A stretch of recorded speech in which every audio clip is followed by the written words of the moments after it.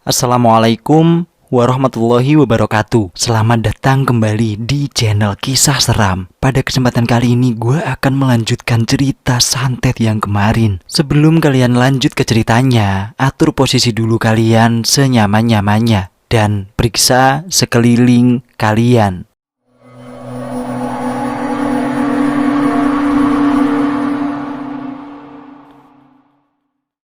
Santet.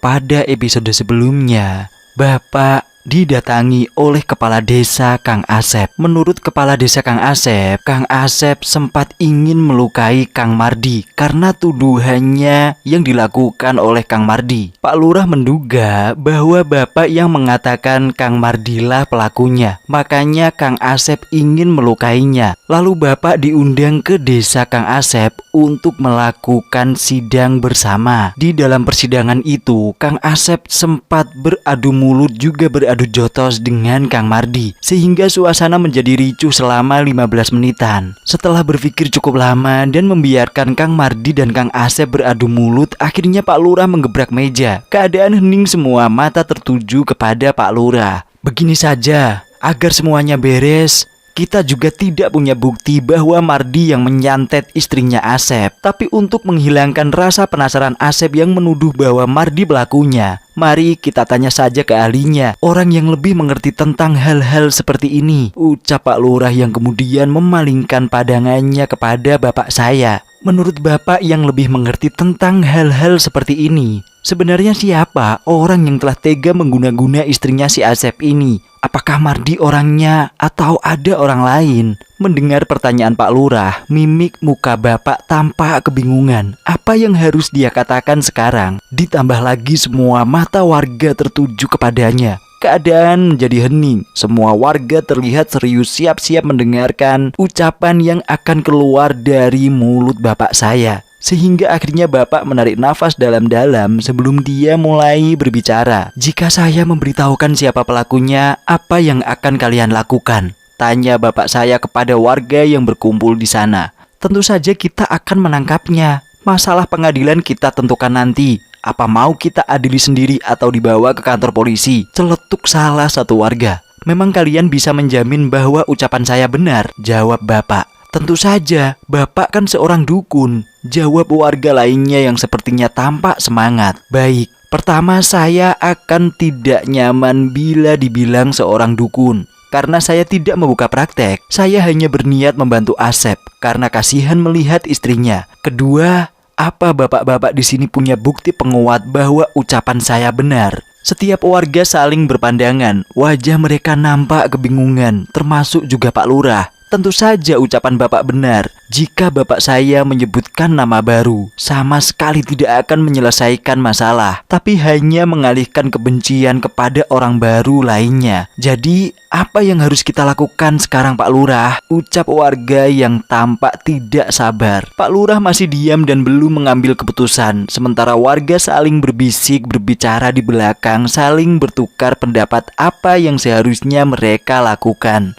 Musyawarah ini berjalan begitu alot hingga tak terasa azan maghrib pun terdengar. Begitu azan selesai berkumandang, tiba-tiba Pak Lurah bangun dari duduknya. Bisikan-bisikan di belakang seketika berhenti. Semua mata tertuju kepada Pak Lurah. Begini saja bapak-bapak, agar cepat beres dan tidak lagi kecurigaan. Bagaimana kalau si Mardi disumpah pocong? Pertanyaan Pak Lurah membuat kaget semua orang. Bila kamu benar-benar tak bersalah, seharusnya tidak keberatan Mardi, ucap Pak Lurah menatap Kang Mardi yang kemudian disusul gemuruh suara warga mengiyakan pendapat Pak Lurah tersebut. Tentu saja saya tidak keberatan, jawab Kang Mardi dengan sedikit ragu. Mungkin dia merasa merinding mendengar nama sumpah yang jarang dilakukan ini. Akhirnya keputusan Pak Lurah bisa sedikit meredam rasa kesal warga, termasuk Kang Asep. Setelah itu Pak Lurah mengumumkan bahwa sumpah akan dilakukan setelah azan Isya di masjid. Kemudian dia memerintahkan beberapa warga untuk menyiapkan apa saja yang dibutuhkan untuk kelangsungan sumpah pocong nanti,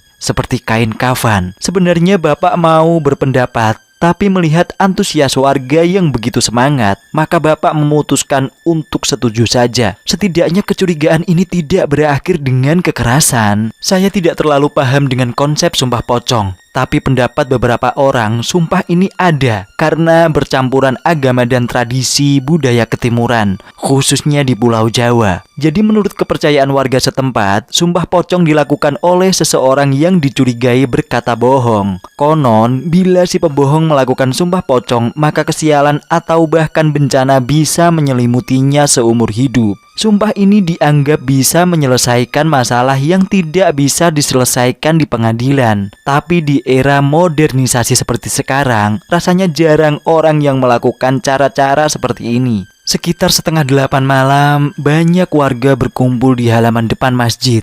Mereka penasaran dengan kejadian langka seperti ini. Entah bagaimana caranya, kabar tentang sumpah pocong ini cepat sekali merebak di kalangan warga. Kang Mardi baru saja selesai dimandikan dan kini tubuhnya sedang dibungkus dengan kain kafan. Melihat pemandangan seperti itu tentu saja membuat bulu kuduk saya merinding. Setelah tubuhnya selesai diikat dengan tali pocong, tubuh Kang Mardi dibopong ke tengah masjid. Sumpah siap diucapkan. Semua warga menyaksikan dengan tegang. Namun tiba-tiba terdengar teriakan anak kecil dari arah luar. "Kang Asep!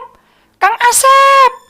Kang Asep!" Semua orang perhatiannya teralihkan ke arah pintu pagar masjid. Melihat seorang anak kecil sedang ngos-ngosan memanggil-manggil nama Kang Asep. Kang Mardi yang sedang terlentang pun ikut-ikutan bangun hingga membuat orang yang berada di depannya meloncat kaget. Kang Asep yang merasa dirinya dipanggil langsung menghampiri anak kecil yang ternyata anak tetangganya tersebut. Dan sembari bertanya ada apa sebenarnya. "Kang, Teh Rati lari keluar rumah, gak tahu kenapa, seperti orang kesurupan," ucap anak kecil dengan nada terbata-bata berusaha mengatur nafasnya. Tanpa berpikir panjang, Kang Asep segera berlari menuju rumahnya. Seketika itu juga beberapa orang yang berada di masjid termasuk Pak Lurah segera menyusul Kang Asep meninggalkan Kang Mardi yang masih duduk kebingungan dalam kondisi tubuh terikat dalam kain kafan. Saya dan Bapak juga ikut pergi, sedangkan orang-orang yang berkumpul di sana ada yang pulang karena ketakutan. Sebagian lagi ada yang pergi menyusul karena rasa penasaran. Ketika kami sampai di rumah Kang Asep,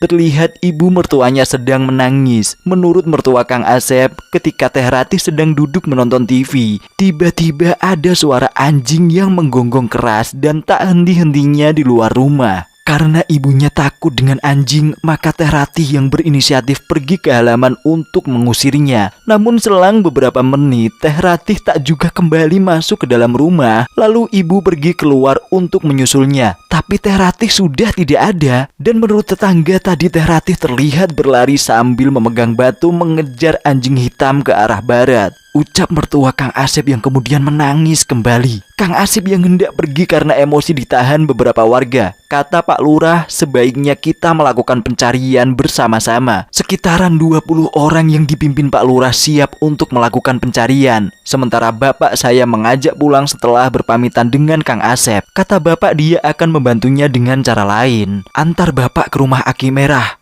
ucap bapak kepada saya. Tanpa banyak bertanya, saya langsung menarik gas motor, meluncur menuju ke rumah Ki Merah. Sekarang saya merasa yakin mungkin Ki Merah itulah pelakunya. Dia telah memanfaatkan kesempatan ketika Teh Ratih ditinggalkan oleh suaminya untuk melancarkan serangannya lagi. "Memang Ki Merah itu siapa, Pak?" Di perjalanan untuk menghilangkan perasaan tegang, saya bertanya kepada bapak. "Kamu masih ingat dengan cerita bapak tentang Teh Maria?" Bapak malah balik bertanya.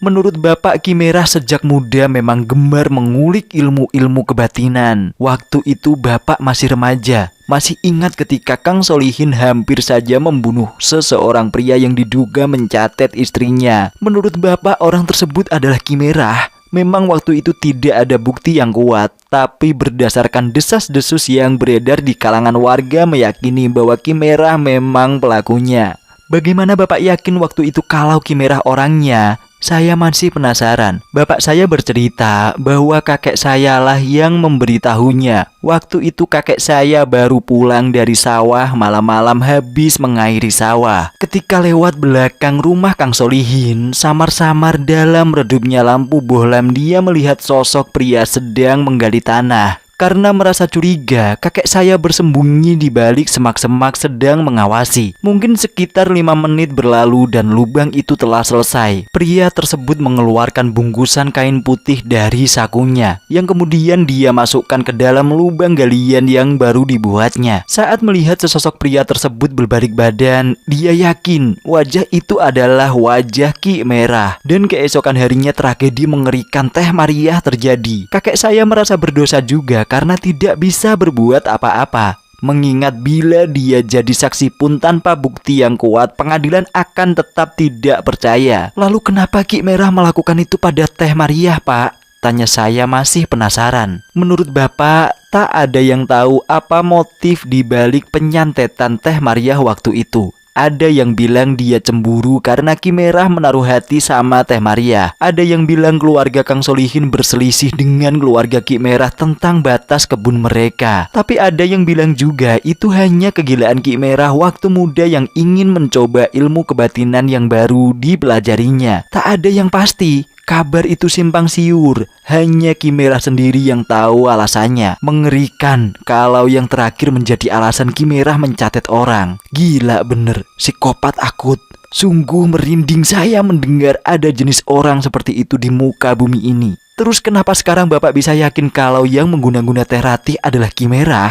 Kakek saya pernah bilang kepada Bapak bahwa ilmu seperti itu sangat sulit untuk dikuasai. Hanya satu orang yang ia kenal yang bisa melakukan santet jenis ini. Dan satu lagi menurut Bapak saya, intuisi dan hasil dari penerawangannya selalu mengarah kepada Ki Merah. Tidak terasa dalam obrolan panjang itu akhirnya kami tiba di depan rumah Ki Merah. Saya kira Bapak akan langsung melabrak, marah-marah dan menendang pintu rumahnya. Tapi ternyata Bapak bertemu dengan sopan. Dia mengetuk pintu masuk dengan pelan sambil mengucapkan salam. Istri Ki Merah menyambut dengan ramah. Kami pun dipersilahkan masuk. Segelas teh hangat dan keripik pisang disajikan sambil menunggu Ki Merah datang. Setelah Bapak dan Ki Merah duduk berhadap-hadapan, Bapak langsung mulai berbicara. Saya mohon Ki, siapapun yang menyuruh Aki tolonglah hentikan. Saya sudah tidak tega melihatnya. Apa maksudmu?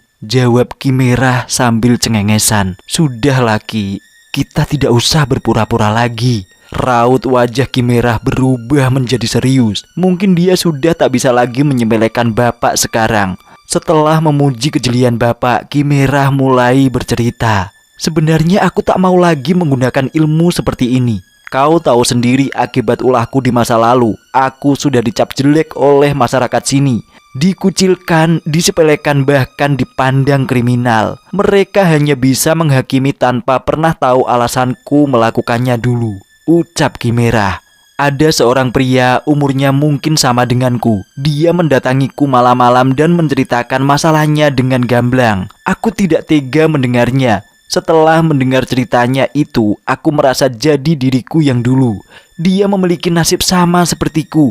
Iblis dalam diriku muncul kembali hingga aku mengiyakan permintaannya. Lanjut Ki Merah. Memangnya apa yang pria itu ceritakan? Apa dia punya masalah dengan keluarga si Asep? Saya ingin mendengar alasannya. Bapakku bertanya lagi. Ketika hendak berbicara, Ki Merah mengajak bapak saya ke ruangannya. Kata dia sebaiknya ini dibicarakan empat mata saja. Sial, padahal saya sangat penasaran. Sementara bapak pergi ke dalam dengan Ki Merah, saya menunggu di ruang tamu sambil ngemil keripik pisang. Saya kira Ki Merah bakal seperti di film-film horor, bengis dan juga congkak. Tapi sikapnya sama saja seperti orang pada umumnya. Malah bisa dibilang ramah, apalagi istrinya yang sudah menyajikan cemilan ini. Mungkin sekitar 15-an menit berlalu, bapak saya kembali bersama Ki Merah. Mereka langsung duduk di kursi seperti semula. Terlihat ada ketegangan di wajah mereka. Apa yang sebenarnya telah terjadi? Apa di dalam tadi mereka bertengkar? Jadi kalau bukan Aki, apa ada orang lain?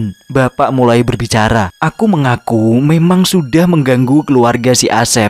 Tapi sasaranku memanglah si Asep itu sendiri, bukan istrinya. Malam itu aku mengirim 2 demit untuk membawa jiwa si Asep, hanya untuk memberi pelajaran. Aku bersumpah tidak ada sedikit pun niat untuk membunuhnya. Tapi yang kena malah istrinya. Karena terlanjut sudah terjadi, aku pikir bila istrinya menderita maka si Asep juga akan merana. Aku juga yang mengirim peliharaanku untuk menghalang-halangimu saat kamu hendak pergi membantu si Asep. Jawab Ki Merah. Saya tiba-tiba jadi teringat kejadian di kebun teh saat anjing hitam yang mau menerkam bapak. Jadi itu memang benar ulahnya Ki Merah. Dan Aki juga hendak berniat mencelakakan keluarga saya saat saya berhasil menyadarkan kembali si Ratih. Nada bapak mulai naik. Aku memang mengirim peliharaanku untuk mengawasimu, tapi tidak memerintahkannya untuk mengganggumu. Istri saya diteror, Ki, sampai dia jatuh sakit. Aku bersumpah demi apapun, hanya memerintahkan peliharaanku untuk mengawasimu, bukan untuk mengganggumu. Aku mengawasimu hanya karena kagum padamu. Soalnya orang biasa sepertimu bisa melakukan upacara jemput lelembut. Usiamu terlalu muda untuk menguasai ilmu semacam itu,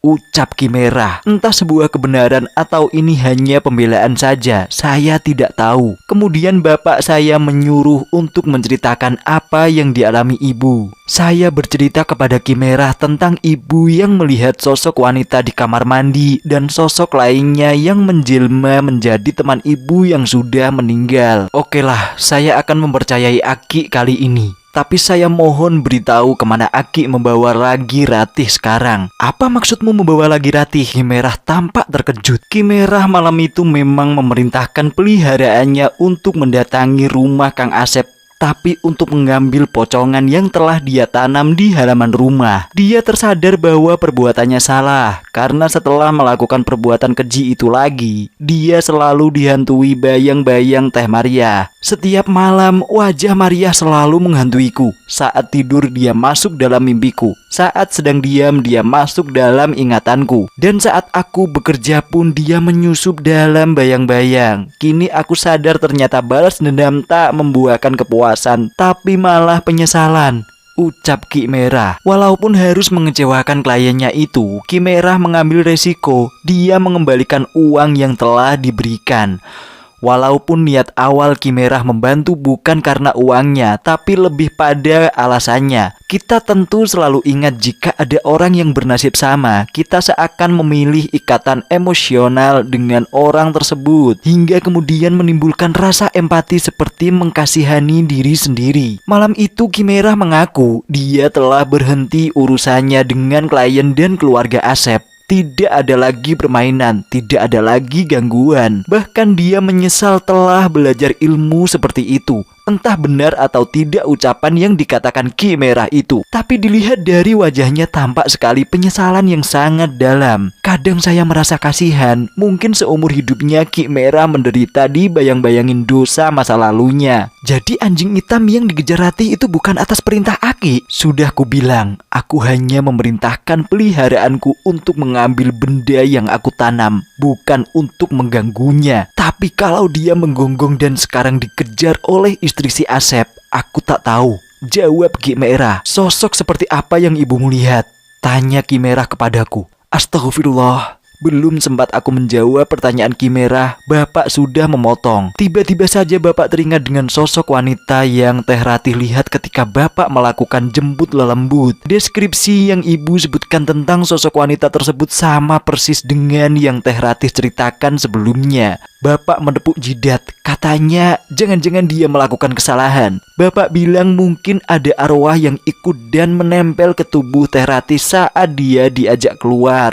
Karena takut terjadi sesuatu dengan Teh Ratih, usai berbincang dengan Ki Merah, bapak berpamitan untuk kembali ke rumah Kang Asep. Bapak mengerti Ki Merah tidak mau lagi terlibat dengan urusan seperti ini, walaupun masih tanggung jawabnya karena telah memulai kekacauan ini. Ki Merah meminta tolong kepada bapak untuk menyelesaikan masalah ini. Dia siap untuk dimintai bantuan bila bapak membutuhkannya. Tapi kalau harus terlibat secara langsung seperti sekarang, dia takut hanya akan menimbulkan masalah baru saja. Lalu setelah itu saya dan bapak pergi kembali ke rumah Kang Asep. Sesampainya di sana, di rumah Kang Asep hanya ada ibu mertua dan adik iparnya saja. Menurut adik iparnya, Teh Ratih masih belum ketemu. Warga yang dipimpin Pak Lurah masih berusaha mencarinya. Terakhir katanya Teh Ratih terlihat pergi ke arah persawahan. Saya dan bapak segera menyusul setelah meminjam senter. Suasana kampung waktu itu benar-benar sepi, tapi untungnya tidak terlalu gelap karena diterangi bulan terlihat sempurna. Di bawah bayang-bayang bulan yang terhalang pohon-pohon besar yang menjulang, saya dan bapak berjalan perlahan sambil mengarahkan senter ke semak-semak. Kami berniat menyusul rombongan Pak Lurah ke arah sawah. Begitu kami keluar kampung dan berjalan menuju persawahan, terdengar lolongan anjing dari kejauhan. Saya dan bapak saling berpandangan. Dari mana suara anjing itu berasal? Lolongan itu terdengar sekitar 3 kali, kemudian lenyap bersama angin malam. Kenapa rombongan Pak Lurah tidak terlihat juga, Pak? Bapak tidak menjawab pertanyaanku. Mulutnya tampak komat kamit, mungkin sedang melafalkan sebuah doa. Saya tidak bisa mengganggunya kalau bapak sedang begitu. Saya berkonsentrasi untuk berjalan di pematang sawah yang licin. Angin sepoi-sepoi membuat bulu kuduku merinding. Pemandangan di sekitar hanya terlihat beberapa orang-orangan sawah yang dipasang petani untuk mengusir burung. Tapi jujur, dalam samar-samar cahaya bulan, sosok orang-orangan sawah yang tertiup angin tampak seperti manusia yang melambai-lambai dari kejauhan. "Ikut bapak, Jang," ucap bapak tiba-tiba. Setelah kami berjalan cukup lama dan belum bertemu dengan rombongan Pak Lurah, saya berjalan mengikuti bapak menuju sebuah saung kecil di tengah sawah. Saya kira bapak hendak mengajak saya beristirahat, tapi begitu kami sampai beberapa meter lagi dari saung, terdengar suara lengkingan anjing yang amat lirih dan pelan. Bapak mengarahkan senter ke arah saung, tapi tidak terlihat apapun di sana. Kami berjalan pelan sambil terus memperhatikan. Begitu cahaya senter bapak menyorot ke arah kolong saung, terlihat sesosok tubuh dengan rambut tergerai sedang jongkok membelakangi kami berdua. Bapak mematikan lampu senternya. Kami berdua jongkok sambil jalan perlahan. Rupanya sosok itu belum sadar dengan kedatangan kami berdua. Saya mengira mungkin itu semacam makhluk kejadian yang baru keluar malam-malam. Maklum, ini sudah hampir jam 10. Atau mungkin itu arwah yang kebetulan sekelebat kami lihat. Tapi begitu saya mendongakkan kepala, sosok itu masih terlihat di sana. Saya dan bapak masih tetap mengawasi. Perlahan sosok itu merayap dari luar. Kaki nampak sedang menjepit sesuatu. Tapi begitu kami memperhatikan dengan seksama, tiba-tiba kepalanya berputar pelan hingga akhirnya kami saling bertatapan. Itu adalah Teh Ratih dengan wajah menyeramkan. Matanya melotot tajam ke arah kami. Karena sudah ketahuan kami beranjak berdiri, tapi Teh Ratih masih jongkok. Kakinya menjepit kepala anjing hitam. Terlihat baju daster yang dia gunakan robek dan ada bercak darah. Di pahanya pun terlihat luka gores bekas cakaran kuku anjing. "Lepaskan anjing itu, Ratih," perintah bapak. Namun Teh Ratih tidak menjawab. Dia malah meludah ke arah bapak. Kemudian Teh Ratih mengambil batu seukuran mangkok di sampingnya. Dengan sekali ayunan ke atas, batu tersebut ia hantamkan ke kepala anjing yang dia jepit. Cerat! Seketika darah muncrat kemana-mana. Wajah pucat Teh Ratih kini telah berlumuran merah darah. Anjing itu tak langsung mati. Masih terdengar nafasnya yang tersengal-sengal karena tenggorokannya terjepit. Hantaman kedua, ketiga terus diluncurkan sampai terdengar suara remukan tulang. Kepala anjing itu kini hancur berantakan. Bahkan biji matanya terlepas keluar. Mulut moncongnya kini sudah tak berbentuk lagi. Giginya berserakan dengan daging gusi yang masih menempel. Sungguh saya syok melihat kejadian sadis tersebut. Walaupun wajah anjing itu sudah hancur, tapi Teh Ratih masih belum berhenti menghantamnya dengan batu. Saya dan bapak hanya berdoa melihat kelakuannya. Sebenarnya kami hendak mencegah, tapi kalau salah, malah kamilah yang akan menjadi sasaran hantaman batu selanjutnya. Bukan hanya wajahnya kepadanya. Rambut Teh Ratih yang tergerai telah bercampur dengan cipratan darah dan ceceran daging kecil yang menempel. Tidak tampak penyesalan di wajahnya, tapi sebaliknya dia tampak geram. Saya yang ketakutan kemudian mundur beberapa langkah, sedangkan bapak semakin maju mendekati Teh Ratih. "Hentikan, Ratih!" perintah bapak. Mendengar suara bapak, perhatian Teh Ratih pada bingkai anjing itu teralihkan. Dengan batu yang masih di tangan, sekarang Teh Ratih menatap bapak lekat-lekat. Tanpa pemberitahuan dahulu, Teh Ratih langsung melemparkan batu di tangannya ke arah bapak. Melesat begitu cepat seperti batu itu terbuat dari busa. Entah apa yang merasukinya hingga kekuatannya berlipat ganda. Walaupun sempat menghindar, tapi lemparannya telah mengenai lutut kanan bapak. Lalu bapak jatuh terperosok dalam lumpur sawah. Saya yang refleks langsung menghampiri bapak. Rasa takut pada Teh Ratih tiba-tiba saja hilang seketika. Sungguh saya geram dan hendak membalas dendam dengan melemparkannya kembali batu itu kepadanya. Belum sempat saya membalas, Teh Ratih loncat ke arah tiang penyangga saung. Dalam sekejap dia naik seperti monyet menuju atap. Menyaksikan semua itu membuat tubuh saya mati rasa. Ingin rasanya lari dan berteriak karena ketakutan. Tapi yang terjadi, lutut saya malah lemas dan tenggorokan saya terasa kosong, tak ada suara. Teh Ratih jongkok di atas atap saung dengan rambut tergerai panjang dan muka berlumuran darah. Disinari cahaya bulan di atasnya, dia tertawa ngikik seperti kuntil anak. "Lihat Merah, peliharaanmu sudah aku musnahkan sebagai ganjaran karena tidak bisa menyelesaikan permintaan." Kepala Teh Ratih mendongak ke langit, kemudian ia tertawa ngikik lagi. Untuk sesaat saya diam memaku menyaksikan kejadian mengerikan itu. Hingga akhirnya saya tersadar dan segera menolong bapak yang masih berusaha berdiri sambil menahan sakit. Luka di lutut bapak tidak terlalu parah. Tampak darah segar mengucur dan dagingnya sedikit terkelupas. Teh Ratih kembali memperhatikan kami berdua. Raut wajahnya berubah menjadi serius. "Jangan pernah ganggu urusanku, atau kuhancurkan kepalamu seperti anjing itu." Kemudian Teh Ratih meloncat ke pematang sawah. Dia merayap dengan cepat seperti kadal. Entah akan pergi kemana, tapi dia pergi tanpa memperhatikan kami lagi. Dari kejauhan dia seperti tenggelam dalam kegelapan. Suara gemuruh daun padi yang ditiup angin menjadi suara pengiring kepergian Teh Ratih. Dan lambaian orang-orangan sawah seperti ucapan selamat tinggal. Kalau saja kaki bapak sehat, mungkin dia akan mengejarnya. Dengan luka yang masih menganga, saya membopong bapak kembali ke rumah Kang Asep.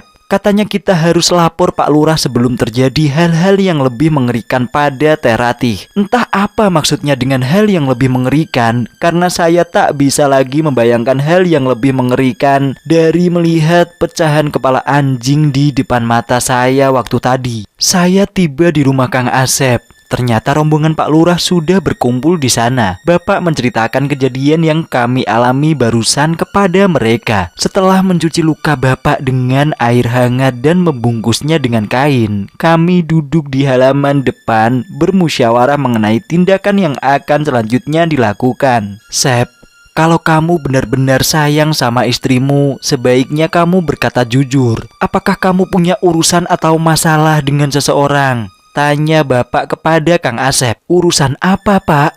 Saya tetap curiga dengan si Mardi. Dia pasti pelakunya," ucap Kang Asep dengan nada yang marah. "Bukan, urusan dengan perempuan, seseorang yang sudah meninggal," lanjut bapak. "Perempuan sudah meninggal?" Kang Asep berpikir sejenak, menyaring ingatan dengan kata kunci urusan perempuan dan meninggal. "Seingat saya tidak pernah menyakiti orang, Pak," jawab Kang Asep. "Tidak menyakiti menurut kita, belum tentu untuk orang lain. Kadang kita melakukan hal yang kita anggap biasa saja, tapi menurut orang itu menyakitkan. Coba kamu ingat-ingat kembali. Semua orang di sana memperhatikan wajah Kang Asep yang mulai kebingungan. Dia sedang berusaha mengingat kesalahan yang mungkin saja telah diperbuatnya. Tapi sepertinya sekeras apapun dia mencoba mengingat, memori itu belum dia dapatkan. Ketika kami sedang berkumpul, tiba-tiba dari arah jalan terlihat seorang laki-laki tengah berlari menuju ke arah kami. "Pak Lurah!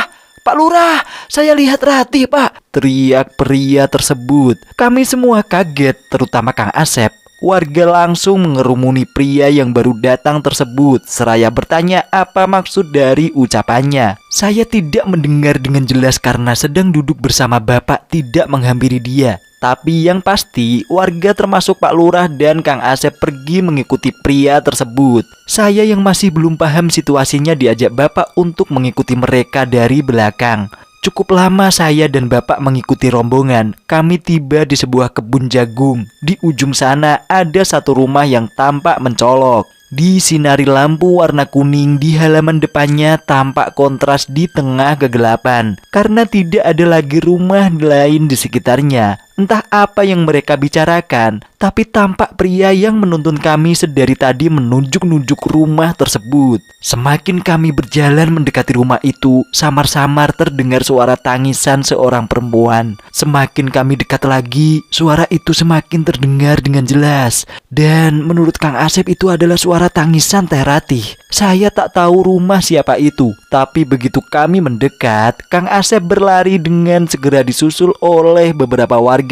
Saya dan bapak masih berjalan pelan di belakang. Tapi begitu pintu rumah yang kami tuju dibuka, beberapa warga sontak berteriak karena kaget. Karena saya penasaran, saya lantas berlari melihat apa yang terjadi dan meninggalkan bapak sendirian. Kaget bukan kepalang, sesosok tubuh pria tergantung di pintu kamar. Lehernya terikat seutas tali. Mungkin pria itu bunuh diri. Jika kamu pernah melihat orang gantung diri, itu akan menjadi memori yang membekas di kepala seumur hidupmu. Wajahnya melotot dengan lidah terjulur, seperti ekspresi orang yang menahan sakit luar biasa. Pria itu sudah tua, mungkin umurnya sekitar 50 atau 60-an tahun, mengenakan kaos oblong dengan celana pendek. Wajahnya terlihat biru dengan urat di wajahnya tampak jelas. Dan yang bikin lebih mencengangkan lagi, di bawah jasad yang tergantung itu terlihat Teh Ratih sedang menangis, meraung-raung sambil memegang kaki si mayat. "Ratih, Ratih, apa yang kamu lakukan, Ratih?" ucap Kang Asep. Tapi dia tak berani mendekatinya. Beberapa warga kebingungan termasuk saya. Apa hubungan dari kejadian Teh Ratih dengan mayat yang tergantung ini? Sedangkan Pak Lurah langsung sibuk memerintahkan beberapa warganya untuk menghubungi rekan-rekannya seperti ketua RT, ketua RW, karena ada kejadian yang menggemparkan ini. Mendengar teriakan Kang Asep dan warga, Teh Ratih langsung berbalik badan. Dengan pipi dipenuhi air mata dia berteriak sekencang-kencangnya sampai kami menutup telinga. "Bangsat kau Asep!" teriak Teh Ratih. Beberapa warga mencoba menghampiri Teh Ratih untuk menenangkan. Tapi belum sempat mendekat, Teh Ratih berlari ke arah dapur dan mengambil parang yang terselip di dinding di bilik rumah. "Bunuh kalian semua! Hah, setan!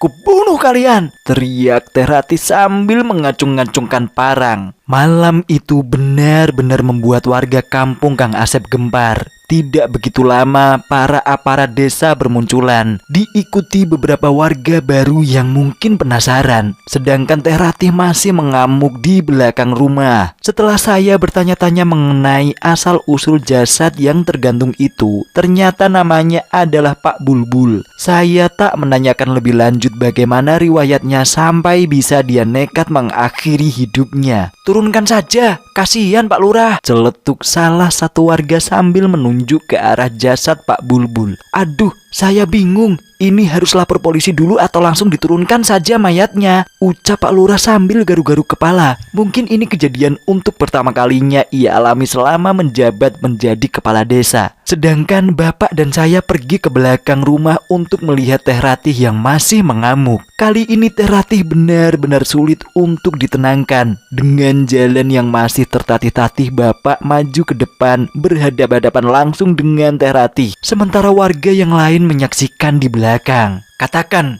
Siapa dirimu dan apa maksudmu yang kamu inginkan? Tanya si keparat itu siapa aku, jawab Teh Ratih seraya menunjuk Kang Asep.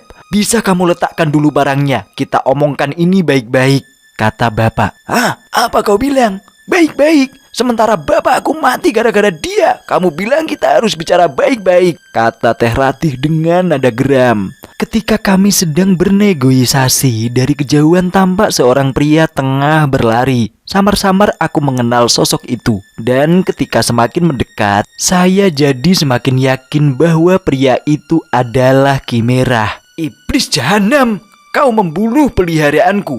Keluar kau dari tubuh wanita itu, hadapi aku sekarang, teriak Ki Merah dengan nada yang marah. Malam itu benar-benar gempar. Teh Ratih yang dihadapi dua pria, bapak dan Ki Merah, disaksikan warga kampung. Sedangkan Pak Lurah beserta aparaturnya sibuk mengurus mayat Pak Bulbul. Kau juga ikut andil dalam kematian bapakku, dukun sialan, ucap Teh Ratih ketika melihat Ki Merah yang baru datang. Tanpa basa-basi, Teh Ratih meloncat ke arah Ki Merah sembari menyabetkan parang yang dipegangnya.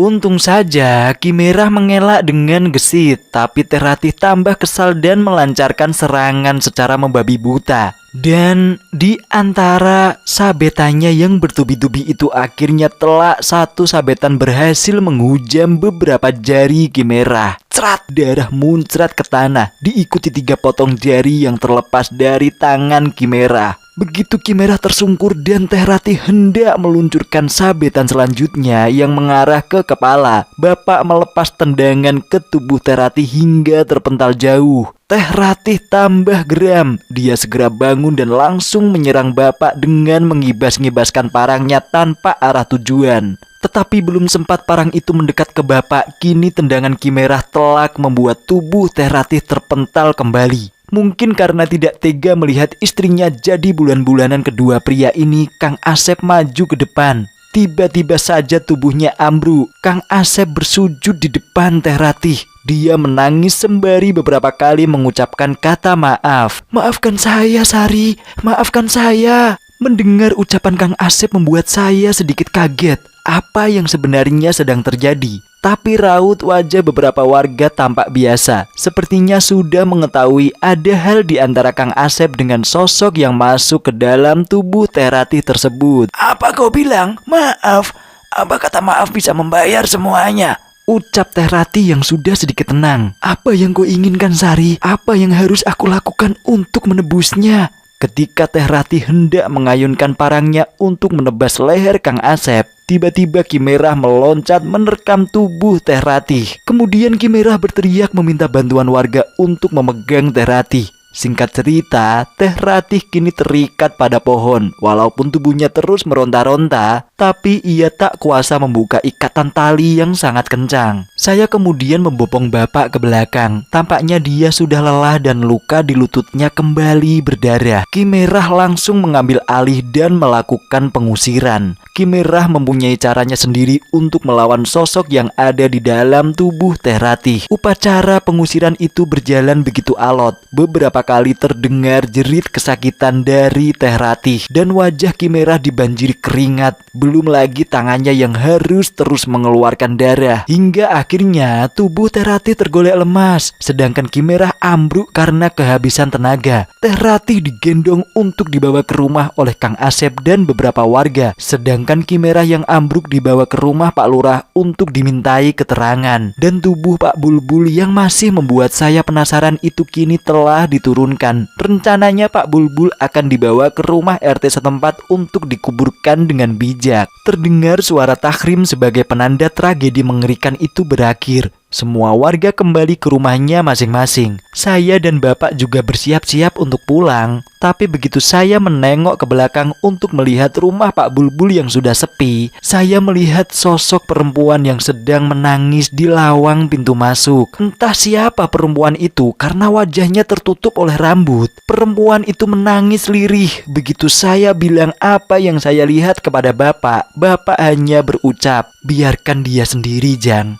Malam itu adalah malam terpanjang yang pernah saya lalui dalam hidup. Begitu banyak darah yang terciprat, begitu banyak teriakan yang menyakitkan telinga, begitu banyak misteri yang belum saya mengerti. Waktu terus berjalan menghapus kenangan lama dengan kenangan baru. Namun salah satu di antara kenangan-kenangan itu akan ada salah satu yang membekas dan menjadi penghuni tetap dalam ingatanmu. Sore itu saya sedang duduk di teras bersama bapak, menatap lembayung sore yang terlukis di langit sembari menikmati kopi hitam buatan ibu. Mungkin inilah waktu yang tepat untuk mengutarakan sebuah pertanyaan yang ingin saya ajukan sedari dulu. Pak, sebenarnya apa yang dikatakan Ki Merah di ruangannya kepada bapak ketika kita sedang datang ke rumahnya malam itu? Lalu bapak mulai membuka mulut hendak menjawab pertanyaan saya. Sekitar jam 9 malam, tiba-tiba terdengar suara ketukan. Ki Merah yang sedang tertidur pun tersadar dan segera membuka pintu. Terlihat sosok seseorang laki tua sekitar umur 50 tahunan atau 60 tahunan berdiri di luar. Raut wajahnya tampak lelah. Dengan suara yang berat, pria tersebut memulai berbicara. 4 tahun yang lalu saya memiliki seseorang anak gadis. Dia anak yang baik dan juga penurut, seperti remaja pada umumnya. Setelah lulus SMA dia ingin pergi kerja ke kota. Lalu datanglah seorang pemuda yang menawari pekerjaan. Anak saya sangat antusias ketika ditawari kerja. Begitu pula dengan saya yang juga ikut senang bila anak saya senang, ucap pria itu kepada Ki Merah. Akhirnya anak saya bekerja, walaupun bukan di kantoran, hanya sebuah restoran, tapi bagi anak saya itu tidak apa-apa. Aki masih ingat dengan pemuda yang telah berjasa mencarikan pekerjaan untuk anak saya. Ternyata dia memendam perasaan pada anak saya. Setiap pulang dari kota, pemuda itu selalu mengantarnya. Semua hal dia lakukan selayaknya seorang pemuda yang sedang kasmaran untuk menarik perhatian. Akan tetapi saya tidak menyangka ternyata anak saya tak membalas perasaan pemuda tersebut, karena anak saya memiliki perasaan pada laki-laki lain yang ternyata adalah temannya di tempat bekerja. Hingga akhirnya saya menyuruh pemuda yang anak saya taksir tersebut untuk datang melamar ke rumah. Terus Ki Merah tampak semakin penasaran.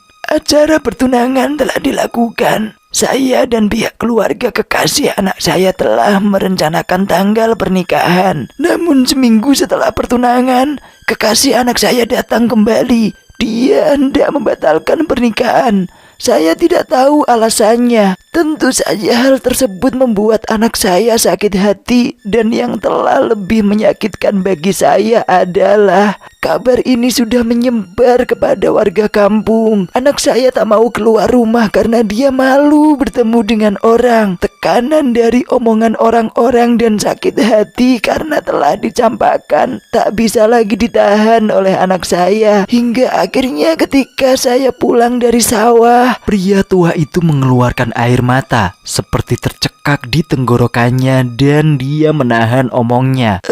Jasad anak saya sudah tergantung. Seperti mengingat kenangan lama, pria tua itu kini menangis tak bisa lagi menahan emosinya. Seminggu setelah kematian anak saya, seorang pemuda datang untuk minta maaf. Katanya dia tidak menyangka perbuatan isengnya akan berakhir seperti ini. Memangnya siapa pemuda itu?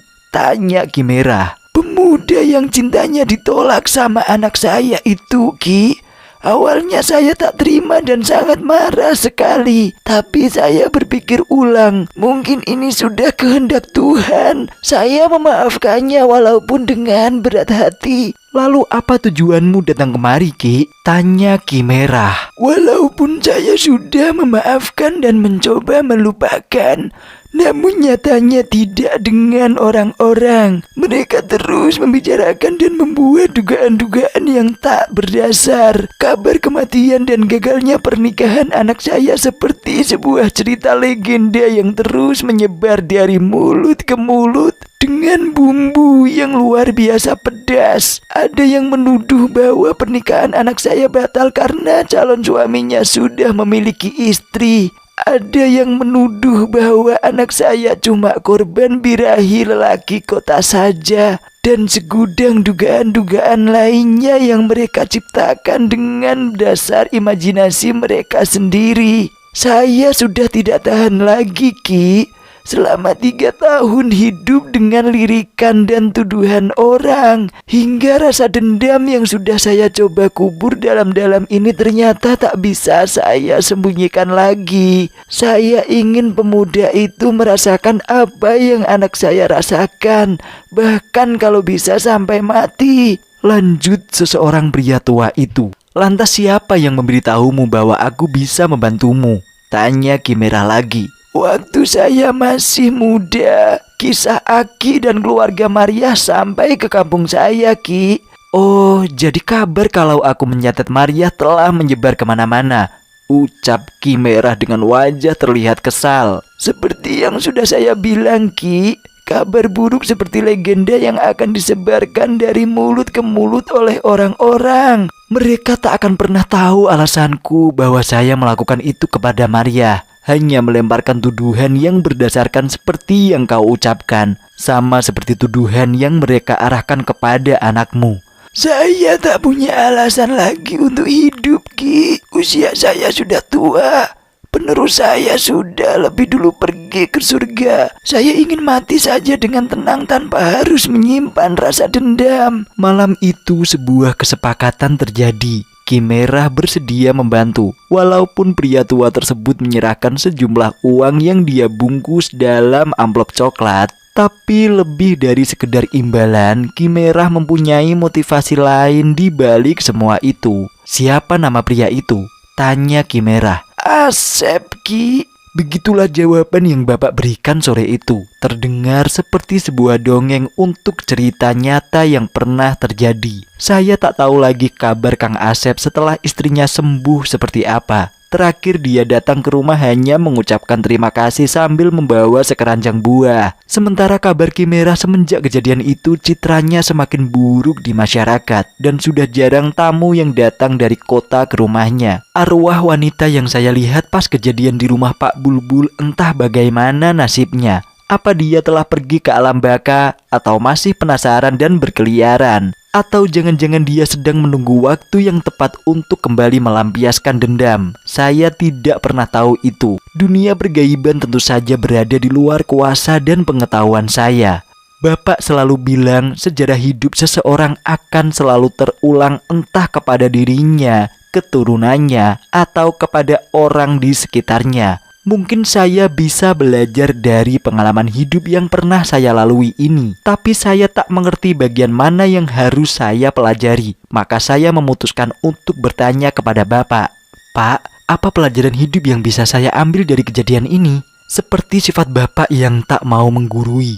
Dia bukan menjawabnya secara langsung, tapi malah dengan sebuah cerita. Setelah menyeruput kopi hangat, Bapak mulai berbicara. Seorang pria yang sedang bekerja di ladang tiba-tiba saja mendapatkan kabar dari temannya bahwa anaknya sakit parah. Dengan tergesa-gesa tanpa membasuh dulu kotoran lumpur dalam tubuhnya, dia menyalakan motor bebek yang dibawanya. Dia memacu kendaraannya dengan kencang, membawa perasaan was-was karena takut terjadi sesuatu dengan anaknya. Brak! Tanpa diduga sebuah kelokan dia menabrak seseorang pria. Warga yang melihat kejadian itu geram dan langsung menghakiminya. Makanya kalau bawa motor jangan ngebut-ngebut, teriak salah satu warga sambil melayangkan pukulan bertubi-tubi. Pria yang ditabrak itu akhirnya tewas karena mengeluarkan banyak darah dari kepalanya. Melihat korbannya mati, warga semakin geram dan membabi buta menghakimi. Sehingga akhirnya pria yang membawa motor bebek itu juga ikut tewas. Hari itu ada 2 mayat yang tergeletak di jalan. Ada 2 perempuan yang telah menjadi janda. Dan ada 2 anak yang telah menjadi yatim. Namun ada puluhan warga yang mencuci tangannya di sungai karena terkena cipratan darah. Hah? Maksudnya apa, Pak? Saya kebingungan setelah selesai mendengar cerita Bapak. Tapi Bapak malah berlalu masuk ke dalam rumah, meninggalkan saya sendiri yang masih kebingungan. Hingga akhirnya adzan maghrib pun berkumandang. Tamat. Apa yang telah kalian ambil dari setelah mendengarkan cerita ini? Tolong kalian tulis di kolom komentar. Sekian cerita dari saya. Sampai jumpa di lain kesempatan dengan cerita yang lain. Buat kalian yang baru bergabung di channel ini, jangan lupa subscribe channel ini dan nyalakan tombol notifikasinya agar kalian tidak ketinggalan cerita-cerita terbaru dari channel ini. Kalian juga bisa mendengarkan cerita yang lain di playlist kami. Di sana kami sudah menyajikannya untuk didengarkan kepada kalian. Dan sampai jumpa di lain kesempatan. Assalamualaikum warahmatullahi wabarakatuh. Salam misteri.